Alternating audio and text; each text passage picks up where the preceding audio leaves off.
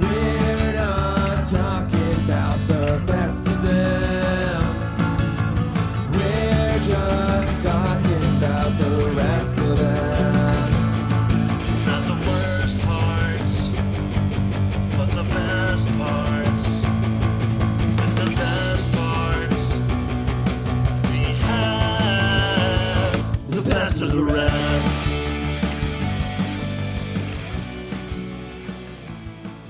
Hello and Emilio. Welcome to Best of the Rest. My name is Chris Logan, and I am joined, as always, by my clubbing co-host, Andrew Williams. How you doing, Andrew? I'm fine. I appreciate you getting into character and doing the head bob, but No one can see it. No one can hear it. Maybe a few more years we'll actually be able to hear your neck creaking. Oh, I feel it creaking. Don't you worry. Oh boy, I bet. Andrew, what have you been up to? Our saga recently, I guess, on this podcast and these openings have been about the movies that we buy, because they are all on sale this month, and you and I can't help ourselves but keep purchasing physical media. I did jump into that Arrow sale. Yeah, I think you mentioned that on our podcast last week, but Yep. They got a big sale going on. Pre-ordered the Mexico trilogy by Robert Rodriguez. They call it a 4K set, but only Desperado's in 4K, which I am perturbed about. But I don't own those movies physically, and I want them. I used to have a really sweet DVD set, and I got rid of it because upgrading everything. And I was actually looking for that DVD set when I saw that this pre-order was up, so grabbed that. I got a couple martial arts films. I got The Warriors 2 and I don't know, Heart of Dragon. I can't even remember what the other one was. Yeah, so some cool. Oh, and True Romance on 4K, a nice little collection they did over there. Yeah. So adding a few to the stack. Did you already? Are you a Warriors guy? The Warriors? Yeah, like. Or sorry. Or speaking of descriptive beginning words, like I just know they have the Warriors in 4K. I wasn't sure if you had that already yet. I don't have that. I enjoy that movie. It was. I don't think it was super on sale. I don't think it was one of the ones that's like only slightly on sale. I don't think it was a deep discount. I would like having it. I would like owning it though. It's one of my dad's favorite movies, so I have seen it. I definitely saw it growing up. His default Halloween costume, if he doesn't actually invest in anything, is he'll dress as one of the baseball Furies. He'll do like the eye makeup and put on a baseball uniform, carry around a bat. So he's done that probably half the Halloweens of his life. So, hey, if it works, man. It's a good one. I've never seen. I assume it's the theatrical, because that movie like notoriously has a director's cut that is worse, and everyone hates it. It adds like animated comic book transitions that are super distracting, like Hulk style. No, I think it's like animated oh yeah, maybe it is like transitions, like Hulk style. I can't remember if it's like animated sequences or just goofy transitions. I think it is the goofy comic book transitions, but I've never heard anybody say that it was an improvement. So the theatrical seems to be the superior. It is the 4K remaster of the theatrical cut from the original camera negative, supervised by Arrow Films and approved by director Walter Hill. So it doesn't even seem to imply that the director's cut is included. Like, yeah, no. I do not believe it's included. So yeah, it's $50 down to $30, but eventually Barnes and Noble will have a Arrow sale where it'll be at least $50. So yeah, friends don't let friends pay full price for boutique Blu-rays. That's how I approach the website sales, is that if I know there's going to be a better sale that somebody does later, or if there's a better price, obviously you don't spend more than you have to. But some of these Arrow things are just insanely discounted. Like a lot of the Giallo ones I talked about are like $100 down to like $35. That's nuts. So I do. Part of me does feel like we're like the middle-aged women that shop at Hobby Lobby and think they're getting a deal because it's literally always on sale. Like that pre-order for the Mexico trilogy, it says it's normally $100. I got it for $70. How is it normally $100 if it's not even out yet? Like I feel like they don't expect you to ever pay full price, but the prices look more alluring when it's a percentage off or whatever. Yeah, it's the illusion of a deal, as it's Yeah. often called. And yet, I here we are. always and yet it's I always think of that a lot. Because like the Criterion stuff is very similar. Like Criterion, like I don't know that much of anybody is buying anything from Criterion like day one when it's full price, because they know that it's going to be on sale later. Occasionally, if it's 30% or something, but like when you know there's going to be a sale, like because Barnes & Noble has 2 Criterion sales a year. Criterion has several like flash weekend sales or flash And it's 24-hour always sales. 50% off. And Like, it's always always half 50%. So it just makes it feel kind of dumb that they even pretend that like it, it's like, oh, this box They have set to is do 100 80% of their business in those 2 months, right? almost exclusively. And like, don't get me wrong, I know they have the Criterion channel now that they do and stuff like that, but like, yeah, like very much like you got to be like believing that nobody's buying this stuff full price. Even Amazon, like Amazon will take a brand new Criterion and discount it at least 20 or 30%. So like, I mean, the markup of those things have to be insane if you think about it. But because if $25 is still if half price is still profitable on those, then it's got to be maybe like. And that's the thing. Talking about illusion of a deal. Like I talked about buying Blood Simple last week. I paid $25. What a deal! It's half off. But I paid $25 for a movie that's 40 years old. Like, is that a deal? I don't know.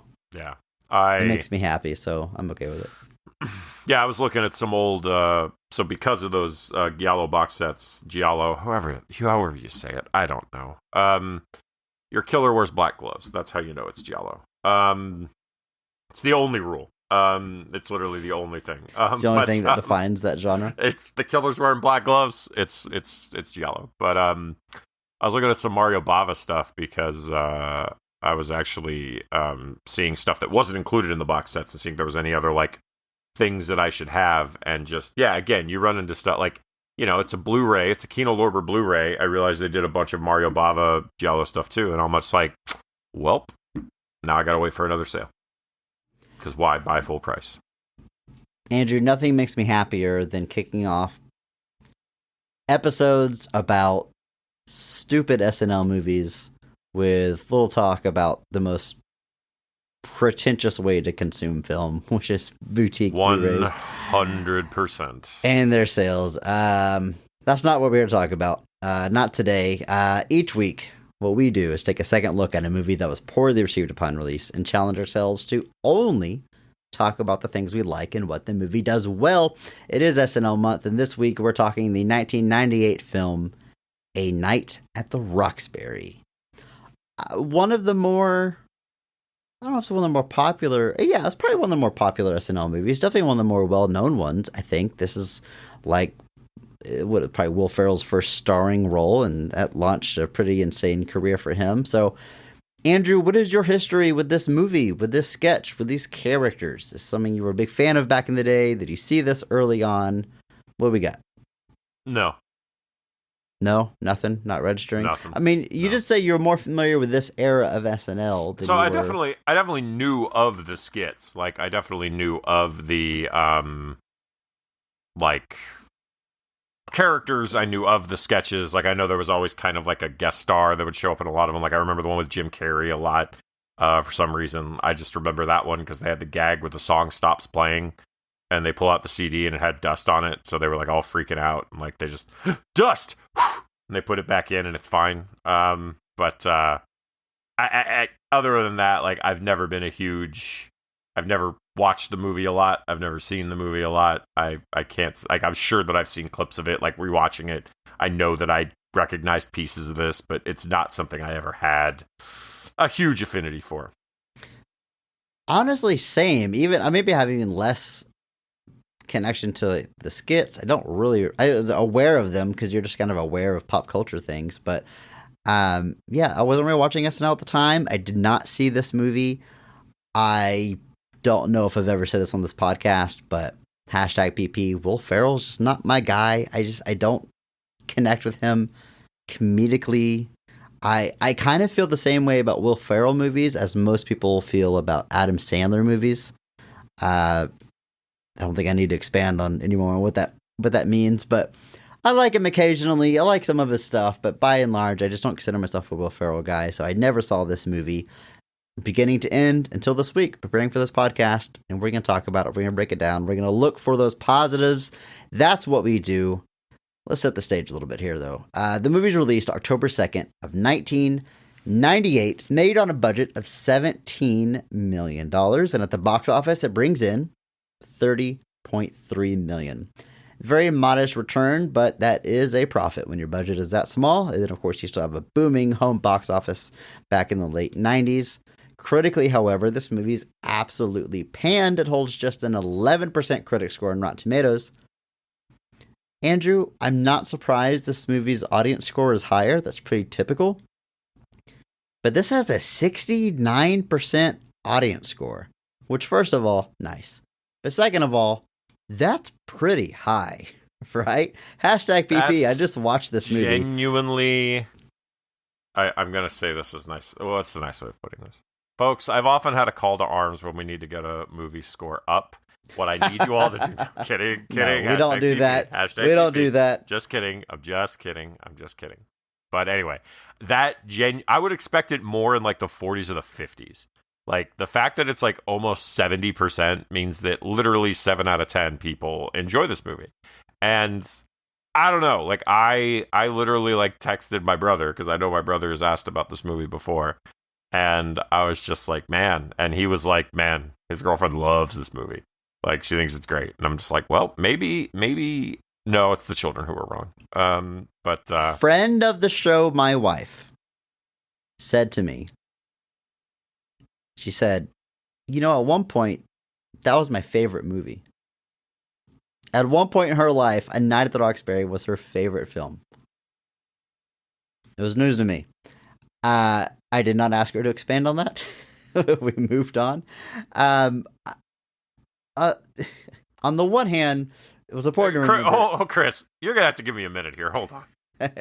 You take your time and digest that. All I'm going to say is this movie comes out in 1998. We both just said we did not watch it at the time, but 9, 10, 11 years old. Maybe it's a Kung Pao situation where maybe it's if it turns out that growing up with a particular piece of media when you're at a very formative age can make that media endear to you in a way that approaching it blind when you're in your 30s won't. I mean, we're all guilty of this. At one point, the Mighty Morphin Power Rangers movie was my favorite movie of all time, right? Yep. And I can still enjoy that movie. And I'm like, yeah, objectively, this is fun, right? But if someone did not grow up with Power Rangers, did not see that film until they're in the 30s, they would say, what the hell is this garbage? So my friend that I mentioned who had the movie, the birthday party where it was like his formative films, like right. The movies that kind of defined him. He had his boyfriend's cousin like was there and was like, he's just old enough that when Power Rangers came out, he thought it was dumb.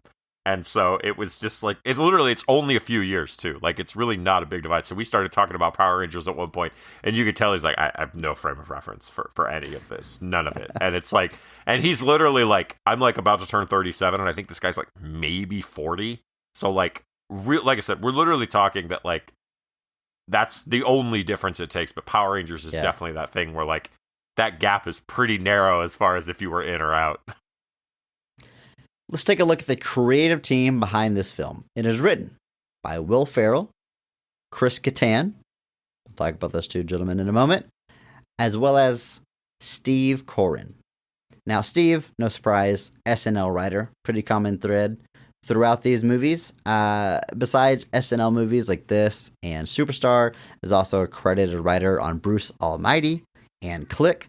So, a number of comedic hits under his belt. He's doing just okay. Yeah, he also wrote for this little indie hit called Seinfeld, of which he literally got nominated for an Emmy for. So, also was a writer on Veep, just not at all. Also, a co-writer, speaking of the Sandman, on the Adam Sandler classic Jack and Jill. So, I mean, wow, he's worked with all of them. Wow. Is that a 0% Rotten Tomatoes? I don't think so. It's got to be close. 3. I feel like 3%. I feel like it's maybe his most notorious film. Yeah, and he's not necessarily a guy who's short on movies that people like know for being not good. But yeah, I feel like even because there's obviously people love his movies. He keeps making money, but I feel like even Adam Sandler fans are like, okay, that one was maybe too far. I've never seen it, but God help us, maybe it'll be on a podcast one day. But that'll be for another time. This probably movie, like maybe a month where like it's the lowest rated films of like comedy legends. or a I don't month know Adam of Sandler comedy when a movie where an actor plays a man and a woman, or an actor plays multiple characters. We could do like The Nutty Professor 2, Multiplicity. Finally. Norbit, Multiplicity. Yeah, I think we got something going here. We got some. It's folks. We're Write that already down, up to, write that down. February, but we're literally we got it. Movies. Where's the paper? Where's the paper? Movies where actors play multiple characters. Perfect. Where one actor. One actor plays multiple characters. That'll be the theme. Don't know how we'll word it. We'll talk about that off mic. Let's talk about our director of this movie, John Fortenberry. In addition to this movie, also directed Jury Duty, the Pauly Shore classic. Tons of TV credits under his belt as well. Always Sunny in Philadelphia, Everybody Loves Raymond, King of Queens. So no lightweight when it comes to his comedic directing chops. Not at all. Director on Arrested Development, which obviously one of my favorites. Not a whole lot of films being said, but a lot of television. Wouldn't be shocked at all if he, got that working relationship through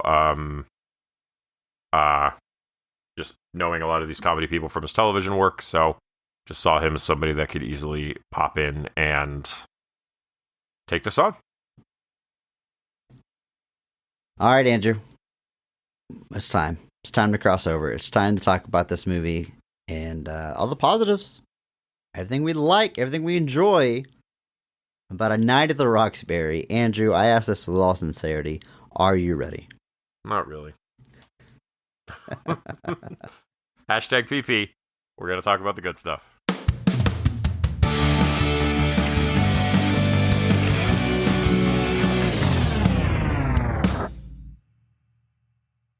Steve and Doug are two brothers that spend their nights trying to pick up chicks at local nightclubs. When they finally get into the famed Roxbury, they get the attention of two women that believe their brothers are heir to a small fortune thanks to their father's artificial plant business.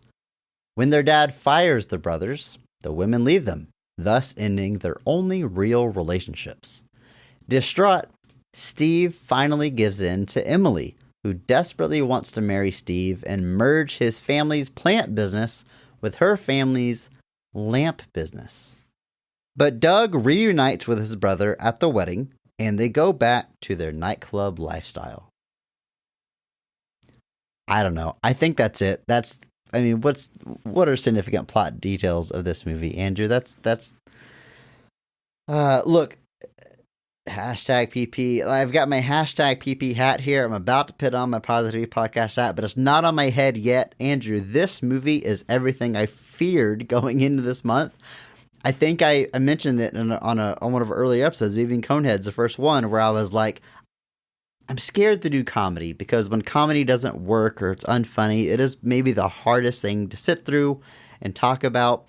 I was so scared for It's Pat, right? We talked about that last week, and I think we got through it just fine. And then A Night at the Roxbury, I really wasn't even on my radar as far as fearing what this movie holds.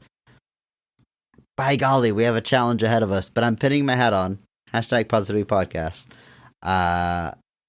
Oh boy. How's that plot synopsis? Did I capture everything? Yeah, classic story as old as time. I think Faust wrote about stories like this. Ah, yes. Every time I typed in A Night at the Roxbury, like to do research or find the wiki, it always suggested A Night at the Opera first from like the 20s, and I was like, how funny the would Marx it be if Brothers movie? This was like an update of like a stealth remake of that. First off, let me say this. A Night at the Opera, it's hilarious. I think it's my favorite Marx Brothers movie. It's where that scene I sent you comes from. The You gotta be more boat specific. scene. The boat scene where everybody's cramming into the room. Oh, yeah. Good stuff. It's from that. It's absolutely that movie is 100% not applicable at all to this show, but it is absolutely 100% one of the funniest movies I've ever seen. But today we're talking about A Night at the Roxbury. Andrew, before we get to the scenes, In which there's no boats.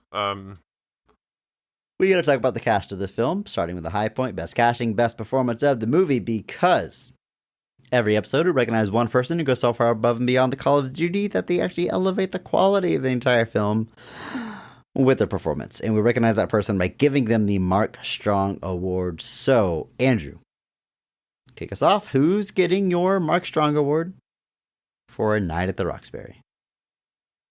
Gonna be going with a bit of an outside pick here, Chris. It's not one of our leads. It's one of our more supporting characters who does factor in pretty heavily to the final sequences in the film. But I will be going with Lachlan Monroe as Craig, their weird personal trainer, fitness-minded friend. One of their only friends that you see throughout the whole movie. Yes. But anytime they're at the gym, he's always jumping in, and he's got like I love that he's got the gag where like he runs in and he's like, you guys want like a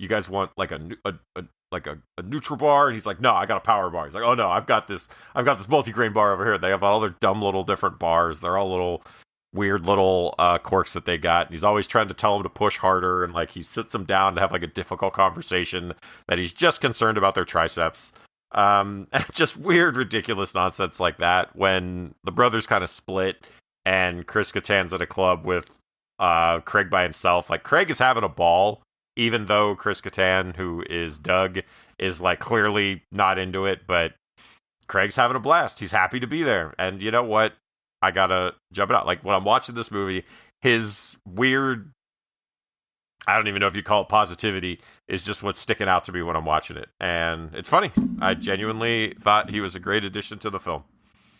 This is an excellent pick, Andrew. Lachlan Monroe, alum of the show, now a Mark Strong Award winner. We've actually talked about him multiple times. He shows up in The Predator and in Freddy vs. Jason. And I probably say it every time he's on screen. I always think he's Gary Busey's son. With those teeth. Yes, who Gary Busey's son is in The Predator. They're actually in a movie together. But I can, literally my notes were like, is that Gary Busey's kid? Then I had to Google it later. I was like, oh no, it's Lachlan. It's the guy that I always think is him. But I agree. I mean, the guy just, I mean this not negative at all. It looks funny. He just looks funny. I don't mean like, I don't know. It probably means exactly what you think I'm saying, but he fits right in with these comedies. He shows up in Scary Movie as well. Just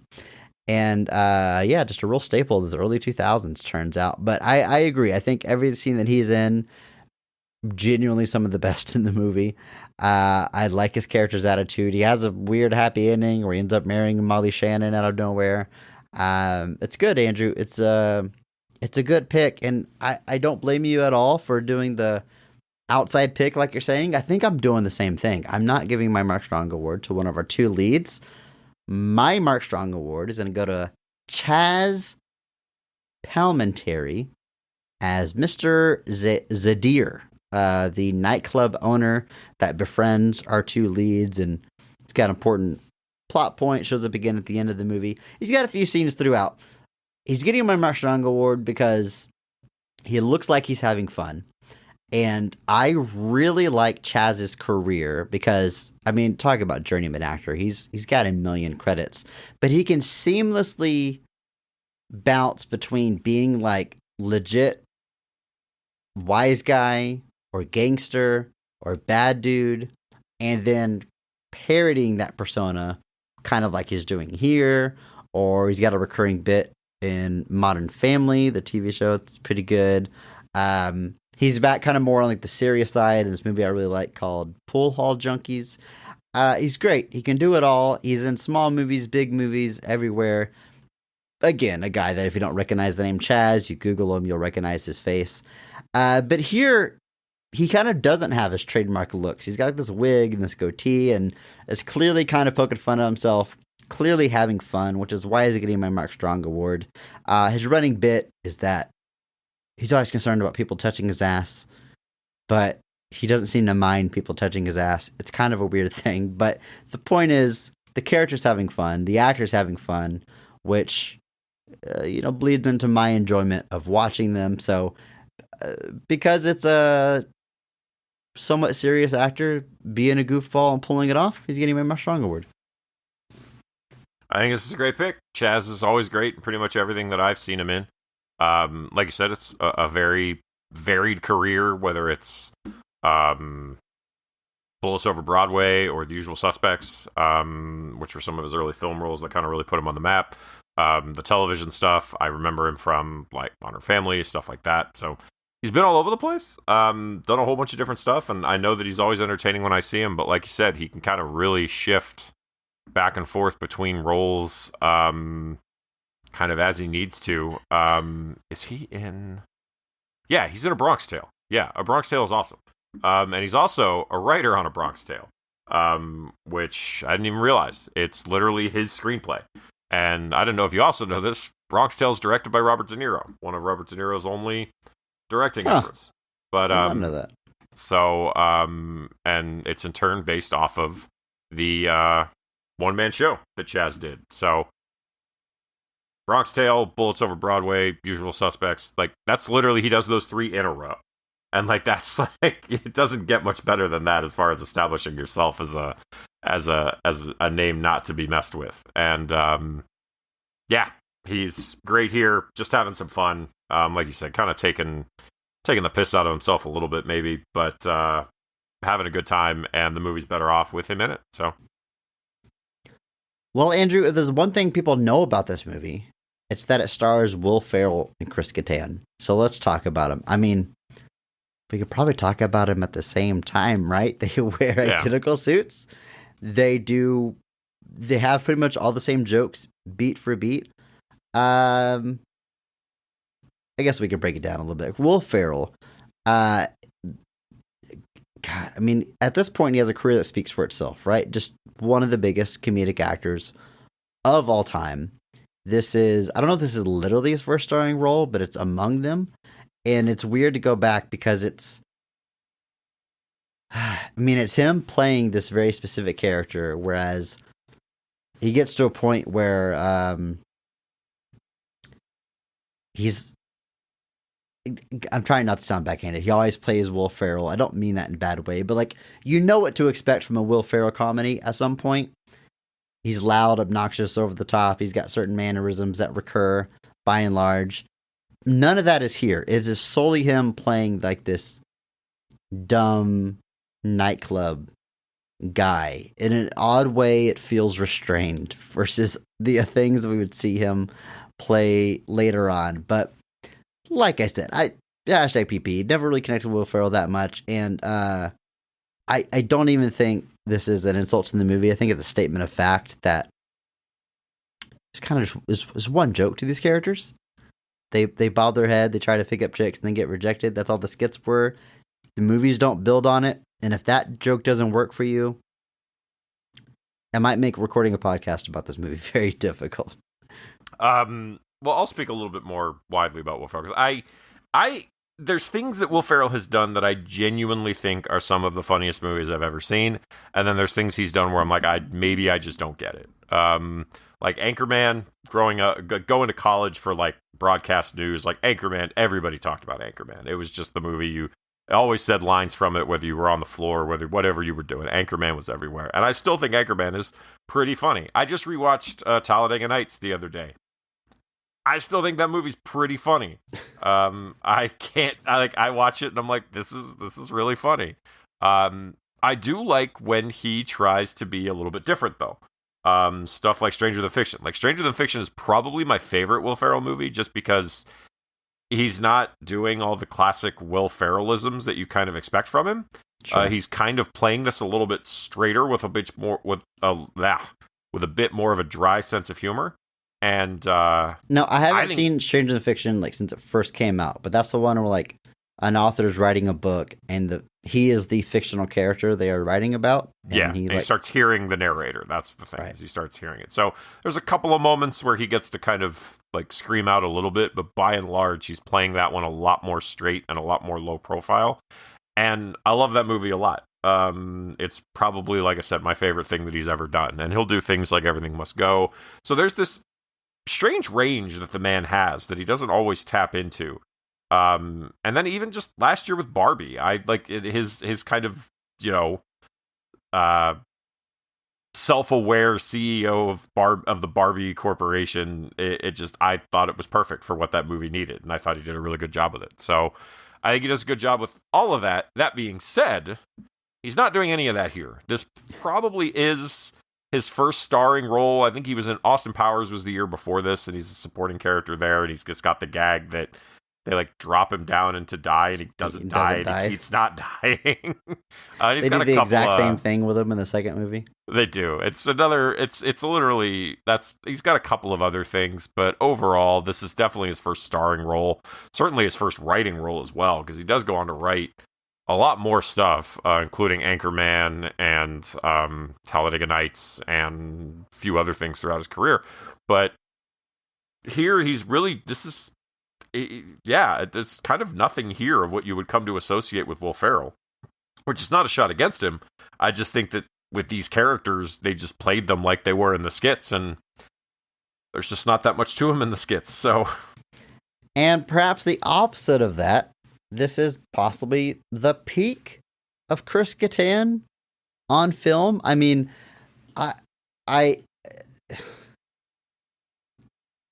would never say, hashtag positive podcast. I'm not trying to dunk on anybody, but it really feels like Chris Kattan fell off the face of the earth.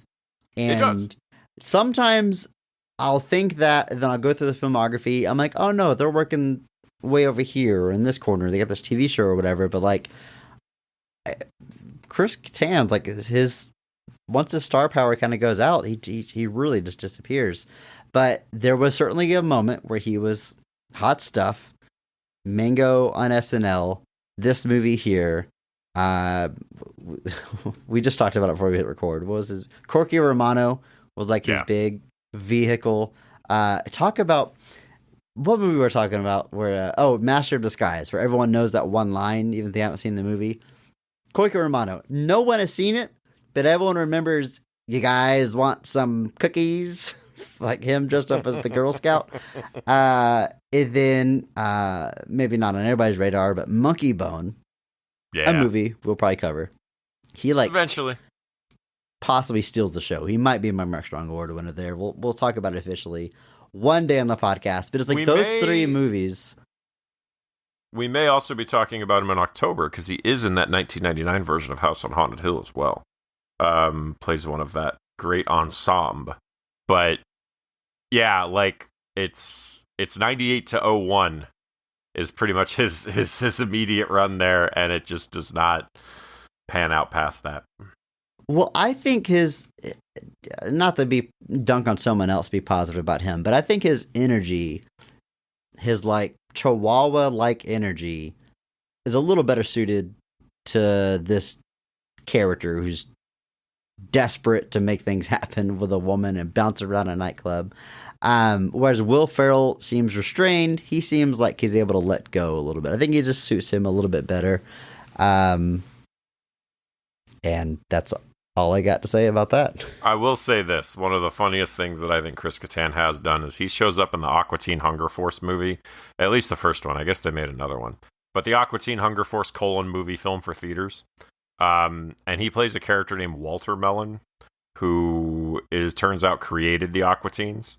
And he's just a speaking, sentient slice of watermelon. Because, all the Aqua Teens are just food. Right. But first and foremost, his accomplice is Rush drummer Neil Peart, voiced by Neil Peart, just randomly in this movie, just has Neil Peart like following him around.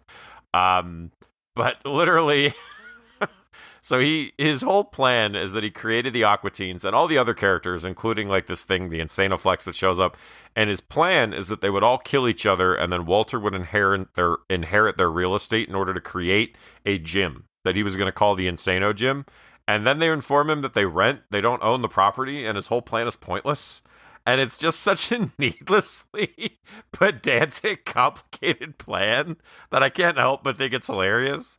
And then it kind of culminates with Meatwad ends up dead at one point, and Neil Peart brings him back to life with the drum solo of life. Just plays his drums so hard, Meatwad comes back to life, and then they leave. But it's one of the dumbest things I've ever seen. But the whole time it was unfolding, I was laughing so hard. I was like, I couldn't help but think this was ridiculous and hilarious. That sounds vaguely. You're talking about the gym and stuff. That sounds familiar. Aqua Teen Hunger Force: movie film for theaters is a movie I have watched multiple times, and every time it's the same experience. It's like this opening rules. I love the let's all go to the movies. Movie. Yeah, the movie. The metal. Don't talk, watch. Yeah, that's so good. Then the movie starts. Like, this is wacky. This is random. This is fun, and it keeps going, and it fries my brain. Like trying to just. I don't know what it is about that movie, but like it. I guess it's like nothing makes sense, but your brain is always trying to make a movie make sense. But like you got to just go with it. Like Abraham Lincoln shows up and all the stuff you talked about, and it's just. And I think it's like literally 71 minutes long. I think it's like barely even long enough to call a movie. Yeah. But yeah, what a wild thing that is. Also, Andrew. Bruce Campbell is in it as the fourth Aqua Teen, Chicken Biddle. I don't think I ever realized that. He's literally only in it for a moment, and I think he's literally like, all right, time to do our job, folks. Time to do our job, guys. Fly this plane into that wall. And they're like, why would we do that? And he's like, I don't know. It's what we're here to do. And they're like, no. And then he does it and dies because he ran the plane into the wall. But yeah, so it's a very, very strange movie that I might be due to check out again, but we'll see. I do love that the poster is like a send up of all the Frank Frazetta, like old epic fantasy stuff. But yeah, Chris Kattan's in that. And since then, doesn't do much. He did. I was surprised he had a memoir in 2019. Yeah. Which he has a few comments. Some of them are just based on what made it to the Wikipedia. Some seem a little disturbing. There might be some dark stuff in that thing, but we don't need to go off on that rabbit hole here. Andrew, how about we talk about Molly Shannon, who plays Emily Sanderson. Pops up a few times throughout the film, is really into Will Ferrell's Steve. But he is not mutual, the attraction. She's kind of girl next door type. He wants someone a little more party oriented. And then it's only when he's like depressed that he finally caves in. They begin a romantic relationship. And we find out that maybe she'll like Steve, maybe she doesn't, but really she wants to merge their family's businesses. The artificial lamp business and her family's, or the plant business and her family's lamp business. How could I confuse the two? I don't know. It's absurd. The first ever plant lamp store. That's kind of a funny joke, right? Yeah, sure. Yeah. Molly Shannon's great though. I love Molly Shannon. Yeah, she's perfect in this role. I think of just riding that line between I'm just a sweet innocent person and then kind of going to the opposite extreme, almost a little unhinged. She handles that really, really well. She would get obviously an SNL alum as well as our stars, and would eventually get her own SNL movie the very next year that we're not talking about this month, but maybe one day. Perhaps, Andrew. Richard Grieco is in this film as Richard Grieco, really just playing himself. That's a pretty good joke, just the casting alone. He's like, he's the other guy from 21 Jump Street, but they treat him like he's royalty. He's able to get into this club. Clearly having fun with his own persona, which I always appreciate. Yeah, it was just fun little gag. Every time he shows up with the characters, they're like, wow, what are you here? He's like, I'm trying not to get sued. That's literally why he's hanging out with these characters. He gets them in. But he's important. He's the one that gets them into Roxbury. He's the one that introduces them to Zadir and kicks off some events for the rest of this film. So and then ultimately has a heart-to-heart with their father and repairs his relationship with his sons. And, I think we all want a Richard Grieco in our lives to do that for us. Amen. Jennifer Coolidge plays hottie police officer. Good Lord. The character's name. What the credit is. Can't even believe you brought it up. They have two scenes. I guess it's not, not too prominent, but I'm mainly bringing it up because it's Jennifer Coolidge. and actor I'm sure we are all familiar with, whether it's playing Stifler's mom or Legally Blonde or showing up in any number of TV shows and movies. I remember from this movie from the 90s called Slappy and the Stinkers, which was like Heavens. it was like a Little Rascals ripoff, kind of, but it starred the main kid from the 90s Little Rascals movie as the titular Slappy. Anyway, Andrew, I'll be honest. For one, I did not recognize her in this movie. Her looks changed dramatically after this. And two, this is embarrassing. I always thought Jennifer Coolidge had an accent. I thought she was from, I don't know, another country until I was looking into this. I don't know if it's the way she talks, if it's a persona she plays that leans into. I don't know. She's kind of become like an enigma to me once I started looking into her career and her credits. And she does a lot of cool stuff, a lot of cool advocacy. She was named one of the 100 most influential people by Time in 2023, which that really perplexed me because normally, this has come up before on our show. It's like when someone's in a really popular TV show, like the writers of Lost have shown up on there, people in Succession. But, so that's why I was looking at her credits. She's in a show called White Lotus, where she is critically acclaimed for her performance. I really want to check this thing out. What exactly does this look like? How does this land her on this list? I had no idea she had that going for her, but, me either. What a career this woman has. But I remember her at this largely point, from Best in Show, but 100%. She's in a few Christopher Guest movies. yeah, I think, but yeah. Yep, Jennifer Coolidge. Yeah. We both like Soup. It's just great. Yeah, I didn't I saw that she was listed and I was like, wow, her? But yeah, 2 scenes, but memorable. Even less scenes is one of the greatest alums of the show. He was there on episode 1. We've got to talk about this man multiple times. He's received a Mark Strong Award. Mr. Michael Clark Duncan is the bouncer at the Roxbury. Playing a bouncer, a job that he had in real life whenever he was a struggling actor before he hit it big. I mean, we talked about him a lot. I love this man. I love his stories. I love where he came from. I love his demeanor. I like watching his interviews. Obviously, R.I.P. tragically passed away way too young, but left behind an impressive body of work. Goes on to work with Will Ferrell again after this, and the dude could do anything. He could be tough and intimidating. He could be... I mean, how early The Green Mile falls in his filmography is so impressive because the performance is the year so after insanely this. good. It's Crazy. He could do anything, and R.I.P. But yeah, love me some Michael Clark Duncan. It's looking at his early films. It's literally like Huge Guard, Bodyguard, Bouncer, Roxbury Bouncer. Like he's just playing like giant people. But yeah, and then it's Night at the Roxbury, and then the very next year is The Green Mile, and that is where he blows up and gets nominated for an Academy Award, gets nominated for a Golden Globe, gets nominated for everything in the world, and then would go on to star, like you said, in great many of films that we've talked about.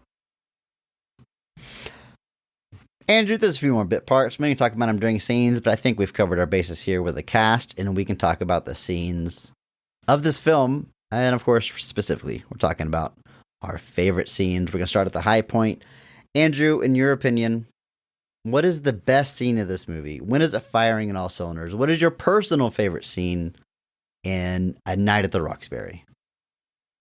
I'm going to go with just our climactic wedding sequence. It's where everything comes to a head. There's some funny bits here that I did like. Primarily my guy Lachlan Monroe starts it off by being like, all right, so I'm here in case I need to jump in case anything happens. He's like, no, you're the best man. You're not the bouncer. He has to keep reminding him that he's not there to fight anybody, basically. And then we get, obviously the wedding is where we realize that, Steve does not really want to marry Emily. He doesn't want it. She's kind of got these ideas and these plans that he's not really into, and then it ends with our say anything moment where Doug stands on the steps to the pool house 20 feet away with the boombox blasting Hadaway. Because how else are you going to reach out to your estranged brother that lives 30 feet from you to let him know that you're ready to be his brother again? There's no other way to do it. The scene really writes itself. It does. There's no other way to do it. Obviously, Dan Hedaya shows up here as their dad. He recurs throughout the movie a lot. I actually think he's pretty good as their dad. But he's largely just playing that character you kind of always expect him to play at this point. He's basically playing the dad from Clueless here again, but he's really good at it, which is why they have him do it. So Steve runs out, reconciles with Doug. At this point, Craig jumps into the wedding to take over for Steve. And Molly Shannon's character, after some convincing, is like, all right, I'm into that. Goes with it, yeah. Just goes with it. I want to point out Mark McKinney plays our preacher here. He's another Kids in the Hall alum who was a part of SNL for a few years around this time, so that kind of makes sense why he'd kind of find his way here. But I always like seeing the Kids in the Hall guys pop up in other places. Ava Mendez briefly showing up as a bridesmaid. The only scene, no other scene, not even named as a character. You know what's crazy about that, Andrew? Like, I think I saw Ava Mendez in the credits, or I knew she would show up, but obviously this is a very bit part for her. She goes on to do much more. Yeah, and I think she might even be a Mark Strong Award winner from The Spirit, another thing about it. But what's crazy is, in this movie, even if you don't know who she is, she like pops. Like, she flies off the screen. Like, she does not just blend in as one of the bridesmaids. No. She stands out. She has a presence. Yes, 100%. She has a presence. So I like that we get kind of the reconciling of the brothers here. Obviously, the wedding stuff I just think is funny, especially when Craig just jumps in and takes it over himself. Mark McKinney, I think, is really funny too, where he's like, this is a new fee. Like, if they're doing another wedding, it's a new fee. He's got to get paid twice. He's not going to do none of this discount stuff. And then ultimately, it kind of ends with Richard Grieco giving their dad a kind of motivational speech where he kind of shows their dad that maybe they're not quite as different as they think. And we hear later that this was actually monumental in repairing their relationship. But just brings a lot of stuff to a head. We got a couple of quick, funny gags. And so this is what I'm going with. It's pretty good, Andrew. There's a gag I like here where, the brothers are reuniting and they start quoting Jerry Maguire. Doug gives the big Tom Cruise speech that ends with "You complete me." Steve says, "You had me at hello." Like, they quote it word for word. And what's funny about that is this came out in 1998. This came out 2 years after Jerry Maguire. Like, to me, I'm watching the scenes. I'm like, oh yeah, it's like a famous quote from Jerry Maguire back in the day. But it was like a recent thing at the time. Like, they were like referencing a movie probably still in the zeitgeist at the time. I don't know. It reads differently now than it did then, probably, but still funny. It's like Wayne's World using the Jurassic Park bit. Like, it just feels like it's using something that like just became important or just became relevant. Yeah, but thankfully, it both cases references that stood the test of time. Andrew, it's a good pick. I mean, there's some funny gags there. My best scene, I'm going to go with a different one. And I'm going to get real specific, Andrew. I'm going to go with... my note says... sorry, #PP. The first laugh in the movie. The first time I laughed out loud watching this movie. So, it might even be our introduction to Molly Shannon. The two brothers are loading up the van to make a delivery. And Molly Shannon comes up, starts talking to Will Ferrell. So Will Ferrell turns around. He's talking to her. She's coming on to him.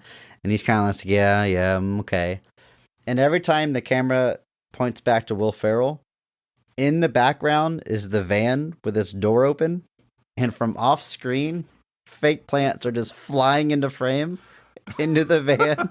And then eventually one just hits the side of the van and falls off. This was a very good visual gag. This kind of stuff always gets me. I guess I give credit to Chris Kattan. I don't know if he's literally physically the person throwing them on set, but just needlessly loading up this van in the most. That's all it is. That's all there is to this gag. Just fake plants flying in the background Hey, as they have a I serious think that, conversation. I thought it was a very genuinely my favorite joke in the movie. Given that this is a comedy, I've got to say it's my favorite scene of the film. I think this is a good pick. This is again, I agree. It was another moment that I definitely started laughing, just because I love a good sight gag, and yeah, this is definitely up there. Where just like they're just having a normal conversation, just plants flying in, just out of nowhere, just great. Yeah, that's good. Andrew, I have like 10 notes. I mean, hashtag PP. But there's another scene I want to touch on, and it's when they finally get in the Roxbury. These two women approach them. They have ulterior motives. They begin dating him. They take him back to their place, and things are getting hot and heavy. They're both in different rooms, making out with their respective women. We find out they're both virgins. There's this joke. It cuts title card 48 seconds later, and they both run out of they're running to the same hallway from opposite rooms, and are just so excited about what has happened and give each other a high five. That was a pretty good joke. That one got me too.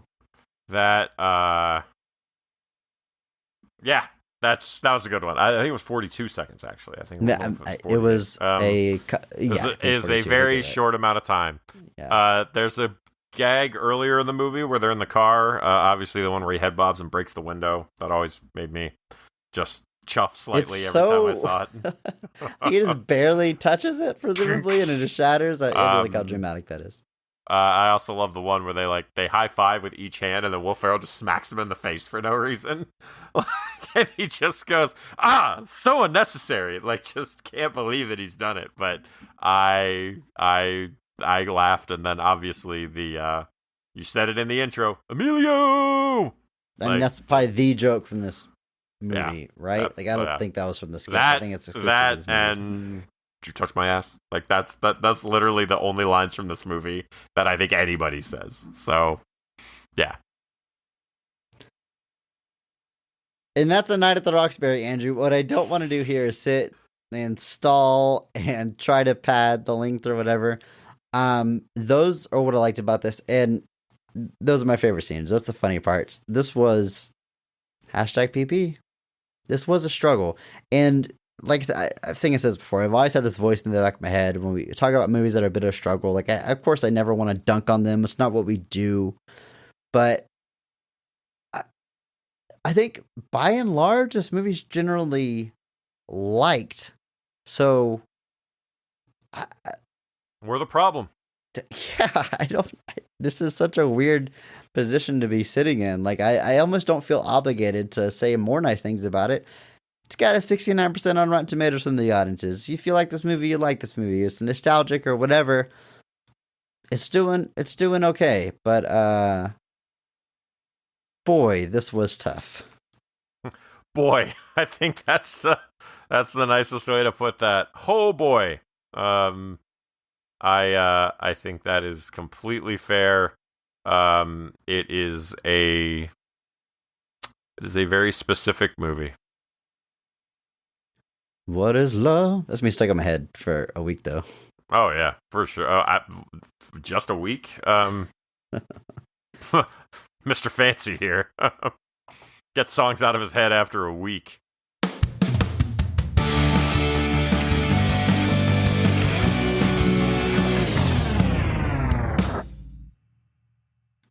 And just like that, Andrew, there's 1 week left in SNL month flying by. But next week we have MacGruber. Cannot wait to talk about this film. I've spoiled it already. It's one of my personal favorite comedies. I've seen it a number of times. It will not be a difficult one for me, Andrew.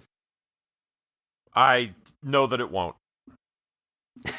For me, it won't be difficult for me. Yeah. Okay.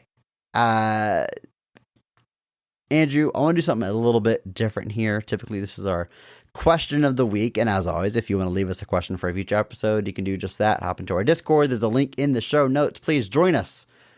But I have a coworker that's been quizzing me off and on at work with some movie trivia. It's they found this website that gathers 150 movie trivia questions. Now I don't know if we're going to go through all of these right now, and I have been asked and answered most of these already, so it's not fair for me. But I'll be throwing these out to you. Basically, we're going to try to show off your brain. See how fast you can rattle off some answers. You might not know every one. I think you'll know most of them. I felt pretty good about these. But obviously, again, in our Discord, we even have a channel dedicated to daily movie games. You and I and several listeners like to play various movie trivia games. It's a lot of fun. So again, join us in there for that. But yeah, are you ready for some, let's say, rapid fire trivia, Andrew? Yeah, let's see how bad it gets. Okay, here we go. Question 1. We're just going to try to fly through these. What are the dying words of Charles Foster Kane in Citizen Kane? Rosebud. Correct. Who played Mrs. Robinson in The Graduate? Oh, Jesus. Nope, it was Anne Bancroft. That's Question right. 3. In The Matrix, does Neo take the blue pill or the red pill? The red pill. Correct. Question 5. For what movie did Tom Hanks score his first Academy Award nomination? Philadelphia? Dude, I said the same thing. Big. He was nominated for Big. Isn't that crazy? Really? Nice. Really. Question 6. What 1927 musical was the first talkie? 1927 musical. Yeah. Oh, I don't know. The jazz singer, Andrew. I'm trying to show you off here. We got to get some answers here. No, Question 7. What's the name of the skyscraper in Die Hard? The Nakatomi Plaza. Correct. That was impressive. What pop vocal group performs at the wedding of Bridesmaids? Oh, no, I know this. Stop. Don't. Wilson Phillips. There you go. What American writer-director starred in several iconic European-produced spaghetti westerns? What? Oh, Clint Eastwood. There you go. The head of what kind of animal is front and center in an infamous scene in The Godfather? Oh, horse. Correct. What TV show was Jack Nicholson referencing when he ad-libbed Here's Johnny in The Shining? Tonight Show. Correct. What critically panned 1984 country musical starring Dolly Parton and Sylvester Stallone eventually became a cult classic? I don't know. Rhinestone. That was new to me too. Yeah. Who played park owner John Hammond in Jurassic Park? Richard Attenborough. Correct. And what 1976 thriller does Robert De Niro famously say, "Talking to me"? Taxi Driver. Correct. What's the name of the anthemic dance near the beginning of the Rocky Horror Picture Show? Time Warp. Correct. For what movie did Steven Spielberg win his first Oscar for Best Director? First Oscar for Best Director. Oscar win for Best Director. Color Purple. I had the same guess, but it was Schindler's List. Yeah. What Hollywood movie star plays himself in Zombieland? Bill Murray. In Risky Business, what song did Tom Cruise famously lip sync to in his underwear? Oh, it's Bob Seger. No. Bob Seger? Old Time Rock and Roll. There it is. Who's the only actor to receive an Oscar nomination for acting in a Lord of the Rings movie? I don't know. Ian McKellen? Correct. Nice. Who took over the role of Bruce Wayne's love interest Rachel Dawes in The Dark Knight following Katie Holmes' exit after Batman Begins? Maggie Gyllenhaal. Correct. What song plays over the opening credits of Guardians of the Galaxy? It's not Hooked on a Feeling, is it? It is not. It's not. Oh, no. It's Come and Get Your Love by There it is. Redbone? You got it. For which 1964 musical blockbuster did Julie Andrews win the Academy Award for Best Actress? Mary Poppins. There it is. What is the highest grossing R-rated movie of all time? Deadpool. That was also my guess. And I think it Deadpool 2. was at the time. I think it was at the time too, but it was surpassed by a movie that's going to make you angry. Hold on. It's a movie that's going to make me angry. That's an R-rated thing that grossed more than Deadpool. So that means it has to have made like $800 million. It grossed over $1 billion, Andrew. $1 billion R-rated movie. What? Hold on. I don't know. What? Joker. Oh, God. Told you. What 1994 crime film revitalized John Travolta's career? Pulp Fiction? Correct. Which movie was incorrectly announced as the winner of the Best Pictures at... La La Land. Which movie was in... Yeah, you got it. I couldn't get the question now, but you knew it. What 1948 Alfred Hitchcock movie starred James Stewart and was shot to look like one continuous take? Oh, Rope. Hell yeah. Our favorite. In what 1979 James Bond movie does the famous spy go to outer space? Moonraker? Correct. Who wrote the famous scary theme music for Halloween? John Carpenter. Correct. What animated classic was the first film of the late 20th century Disney Renaissance? The first film of the Disney Renaissance. Was it Little Mermaid? Correct. In Apocalypse Now, Robert Duvall says, I love the smell of blank in the morning. Napalm. What is the name of Quint's shark hunting boat in Jaws? Oh, shit. Yeah, it's a tough I'm one. sorry. Yeah, what is it? The Orca. Yeah. Aaron Sorkin won an Oscar for writing what 2010 drama about the creation of Facebook? Social Network. Correct. That just gives that away. What is the model of revolver made famous by Clint Eastwood's Dirty Harry Callahan? It is a 45 Magnum. No, a 357 Magnum. I'm going to read you the answer written here. Smith & Wesson Model 29 44 Magnum. 44, yeah. My dad will be disappointed, but whatever. Who was the first actor to play Jack Ryan on screen? Alec Baldwin. Yeah, I thought it was Harrison Ford, but you're right. It's Alec Baldwin. Harrison Ford is second. Hunt for the Red October is the first one with Alec Baldwin. Joaquin Phoenix received his first Oscar nomination for playing Roman Emperor Commodus in what 2000 Oscar-winning epic? Gladiator. Correct. Who played the unsinkable Molly Brown in Titanic? Kathy Bates. Correct. In the action thriller Speed, why is Annie's driver's license suspended? Too many accidents? It's the obvious Just 'cause joke. it's speeding. She was speeding, There it is. yeah. Jennifer Lawrence won a Best Actress Academy Award for what 2012 romantic comedy/drama? Silver Linings Playbook. Correct. Which famous film composer wrote the music for Tim Burton's 1989 Batman? Danny Elfman. Correct. Which Alfred Hitchcock thriller is notorious for its shocking shower scene? Psycho. Who wrote the screenplay for Rocky? Sylvester Stallone. No, he didn't. Yes, he did. Yes, he did. What national monument does Cary Grant climb in the heart-pounding final moments in North by Northwest? Mount Rushmore. Correct. Which Oscar-winning blonde bombshell played James Stewart's love interest, Lisa Carroll Fremont, in Rear Window? Rear Window. Oh, Grace Kelly. Correct. Who was the only person ever to receive an Oscar nomination for acting in a Star Wars movie? Alec Guinness. Correct. Good pull.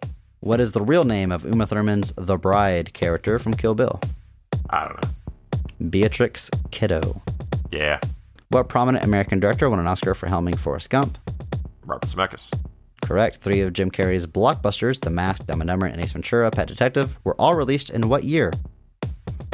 94. Correct. How many suns does Luke's home planet of Tatooine have in Star Wars? 2. Correct. In what 1969 James Bond thriller does the famous spy fall in love and get married?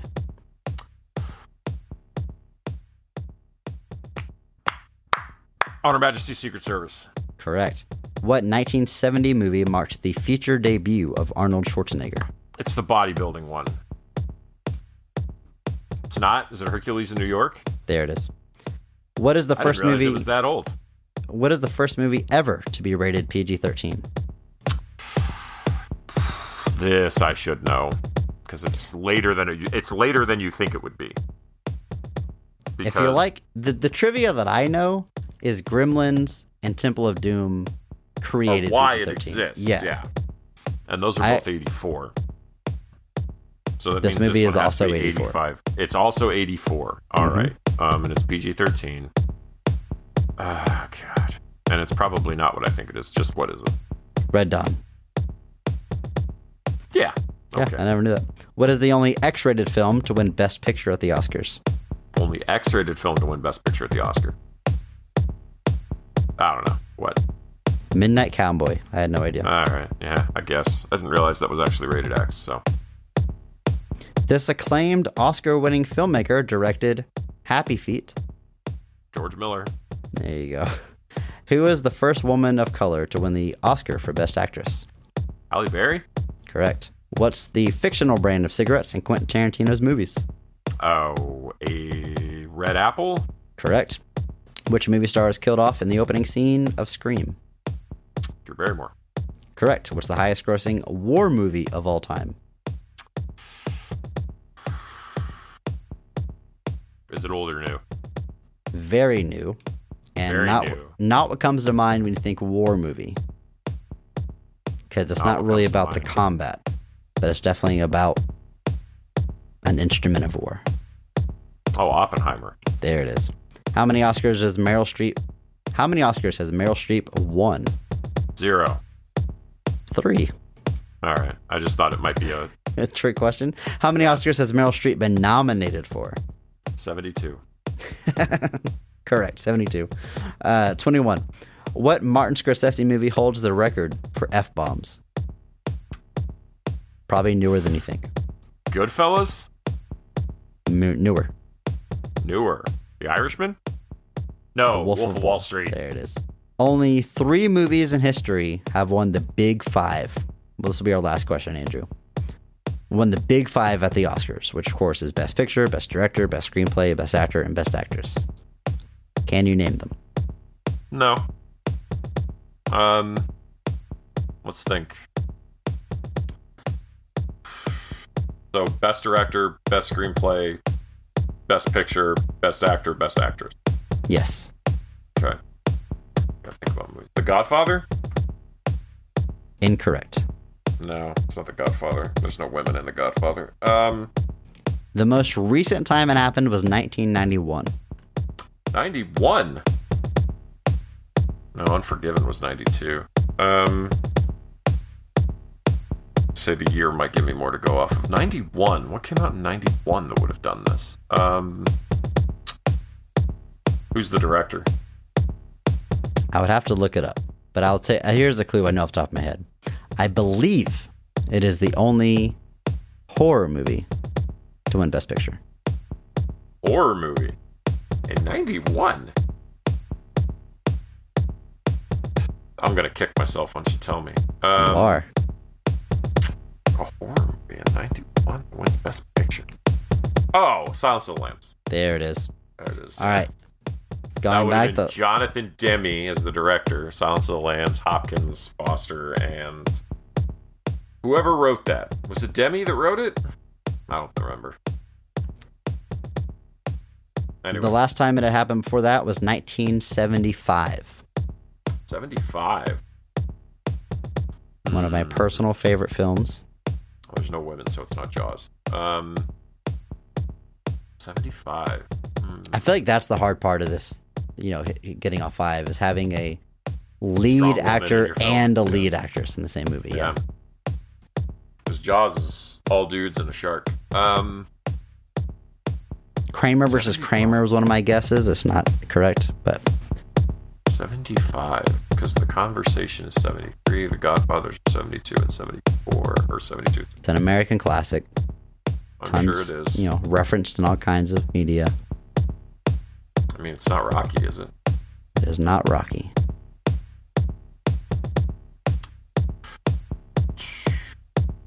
Apocalypse Now?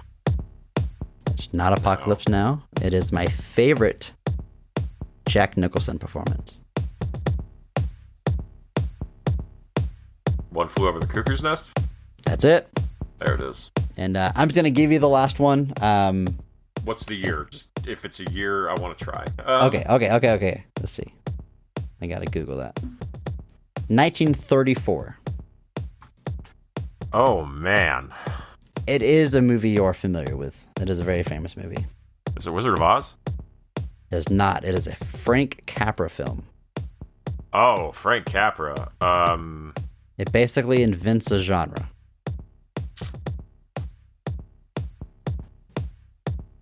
Oh. It Happened One Night. There it is. Yeah, very good. There it is. Great. I think that might have been one of my pandemic watches. I watched it fairly recently. And it's crazy how much of like the rom-com formula that still exists today Yeah. is in that Starts movie. there. It's absolutely crazy. Yeah, well, that was fun. That was some lightning trivia. I hope you were playing along at home. Did you beat Andrew? Did you know I'm some sure of they those? did. I'm sure they did. It's hard when you're on the spot. Trust me. Every Yeah. now and then, like I said, this coworker just starts rattling off questions from this article. I can post it in the Discord if anybody wants to go through all 150 questions. And be sure you come back next week for MacGruber. And remember that maybe not every movie is great. But all movies have greatness. Thank you to Mark Benavides for singing our theme song. You can check him out on Instagram at NotThatMarkAnthony. And thanks to Mitch for the music. Follow him on Twitter at I'm a Biggie Boy and check our show notes for the SoundCloud link. Check out our store on TeePublic for some Best of the Rest merch. And if you enjoyed this episode, please share it with a friend. It is the only way that we grow. Follow us on social media at BOTRcast. Thank you.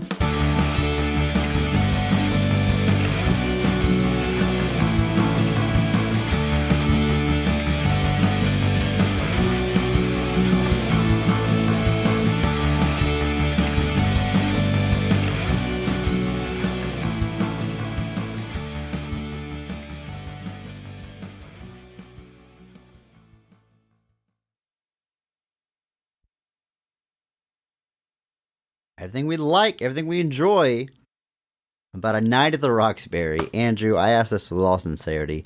Are you ready? Not really.